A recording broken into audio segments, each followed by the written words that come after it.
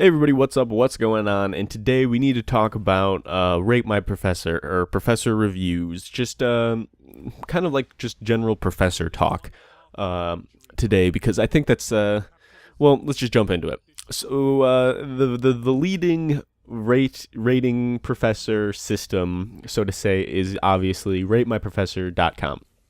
And in there, people, as it sounds, will take courses from, professors in college. At least it started out with college. I know you could find, I remember being in middle school and Rate My Teacher, I think, was the thing. Excuse me, I'm a little bit congested. And Rate My Teacher was the thing, I think, even when I was in middle school. And I remember looking up, stuff like that. But how unimportant is Rate My Teacher in middle school or even high school? So the Rate My Professor in college thing is actually a legitimate thing because there are good professors and there are bad professors, just plain and simple. But Rate My Professor is, I don't think it's an accurate medium in which to make your judgment on an actual professor. This is why. Number one, the only people that are reporting are the people that usually had a terrible experience, but at the same time, there will be people on there that had a great experience and need to report it. But the danger in that is you only get the outliers. You only get the very good and the very bad. You don't really get an accurate count on this professor is average. You know what I mean? And that's good. I would rather have an average professor than a poor professor. So average is good in my eyes. I'll take an average professor in like a random hat trick. If it's I can either get a good one, a bad one, or a average professor, I would be happy with the average professor because a bad professor will ruin your entire semester. And so it's not accurate. So you're going to get the outliers, or you're going to get the girls that, rate all the hot ones, or you're going to get the guys that rate all the hot girls, professors, even though that's much more rare. And so it's not accurate. And we have in my school, I don't know if every other college does this or what, but at mine, we have course reviews at the end of every semester. They'll send you a link in your email for each course you're in, where they would like you to go and give a review of the course overall, of the professor, of the material, of everything, any additional comments and things like that. And so that's actually pretty accurate. If everyone was to take part in them, because that's they ask a lot more questions other than was it easy, was it were they hot, it's a lot more in depth, and that's better. And there are two professors in my mind that I have left course reviews for, and it kind of supports my whole outlier theory, because one of them was very good and one of them was very bad. The first professor I would like to talk about was, I just realized I don't know if I should be using these professors' names or not. And so I don't know if that's, I don't know if it's one of those things where if I say the name, I'm putting my personal information at risk, and I'm also definitely putting theirs. And they didn't make a commentary about, they didn't decide to make this commentary, so I think I'll just leave their names out of it. But the first professor was a intro to theater professor I had, and he was great. He obviously was way more than qualified. He had a lot of experience in theater, in every aspect of it, from the production side to the acting and stuff. So he had a lot of experience. He knew what he was talking about, and so that was great. Also, he was a theater buff, so to say, and so he was funny. He was really funny and animated, and he had a personality, and it was great.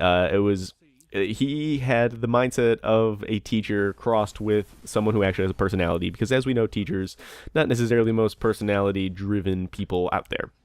And so, he would come in, and the way he was just presenting the material, it was like watching a theater performance, because that's kind of his unique perspective and what he brought to the table. And so every lecture of his was like a play, and like not necessarily singing and dancing, but it was just nice to just to have a performer perform, so to say, in a scenario where the information that was needed. And he was great. He was funny, and he knew that he was teaching a gen ed class, and that's really important, because especially when people like him, experienced professionals come into this gen ed's classes is they're stuck gen ed classes is they're stuck with a bunch of kids that don't want to be there. They're stuck with a bunch of college kids that think that they're above this, and they think, oh, I'm only getting this just to graduate. Oh, I don't even want to be here. I don't even care. And so he knew that was going to be the mentality, and so he tried to make it funny in that aspect, and so he did really well. He was a great professor, a great person. I would, if I had the option of taking, his classes again for classes that I needed, I would be way more than happy to. He was fantastic. And on the course review for him, if you're a PKA fan, this will make sense.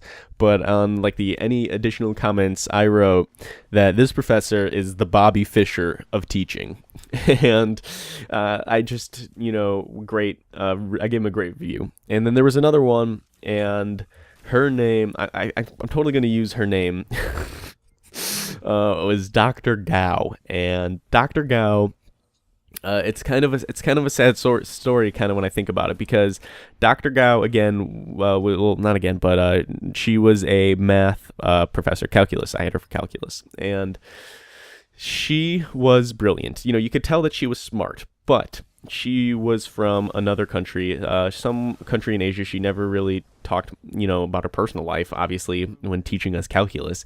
And so we never knew for sure what country she was from. But she got her doctorate in that country. So she's a doctorate of mathematics. She's brilliant. She's smart. She's, obviously has the intelligence, but she has to take that language, she has to translate not only the math, which is a language in and of itself, from, she has to do that. And she also has to translate it, from her native tongue, which is not a Latin-based language, to English. And so it was really hard for her, but she also had a really thick accent. It was hard to understand the words that she actually could get to come out of her mouth. Excuse me, I'm congested again.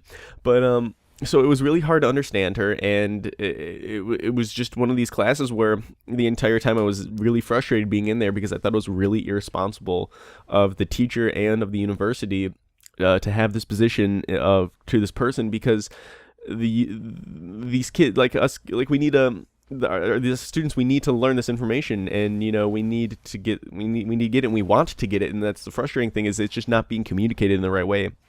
And so I think it was irresponsible by the university to hire someone that couldn't communicate the information. And I think it was a little bit irresponsible to take a job where that the success of the students is going to be hindered by your grasp of the language. And so that was bad. And her performance review, I think I left was really accurate. I said she's brilliant. She obviously knows what she's talking about. It's just the communication is really lacking. And I don't know how she's doing currently, but those are my professor situations. Rate my professors. But thank you guys. If you enjoyed, maybe if you have something to relate, you can leave it in the comments. I'll see you guys later.